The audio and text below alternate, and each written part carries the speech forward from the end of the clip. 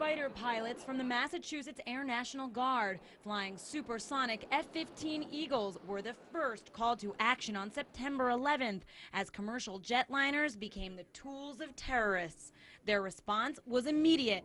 Minutes later, those F-15s, flown by members of the 102nd Fighter Wing from Otis Air National Guard Base on Cape Cod, were the dominant force in the skies over New York City. I think for any of us, being out there and seeing our own country come under attack, I think is something that we've all had to get adjusted to, not only from the military perspective, but from everyday life for all of us. Since that day in September, the role of the 102nd Fighter Wing has been stepped up. Every day, the North American Aerospace Defense Command, or NORAD, gives them a new mission depending on where they're needed. From Canada to Washington, D.C., and as far west as Detroit, their purpose is to keep civilians on the ground safe from other air attacks. The 102nd Fighter Wing gave me the rare opportunity to fly along on one of those sensitive F-15 missions. Hours before takeoff, guardsmen and women outfitted me with the necessary gear, from a flight suit and boots There you go.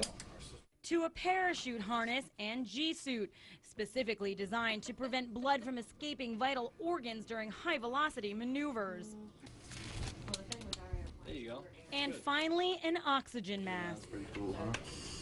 That's basically how you'll be flying. Next, an emergency training session in an F-15 flight simulator. Fire, fire, fire.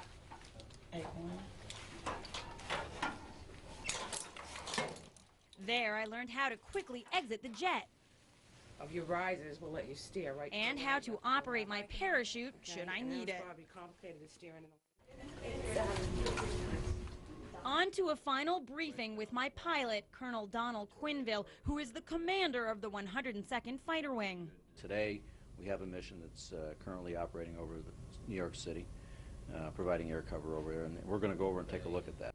Once we're in the air, Colonel Quinville says we'll join up with other F-15s over New York City and link up with an Air Force refueling tanker. We will do what we call a quick climb, if you will. It'll be an afterburner climb, so we're going to be going about 45 degrees nose up. Equipped with a home video camera to record my view from the cockpit, we climb into the two-seater combat jet. Here we go. You're all set. You'll be fine. The engines begin to roar, and we taxi to the runway. Change to departure now and cleared for takeoff. Okay, Patty, you ready? I'm ready. Okay, here we go.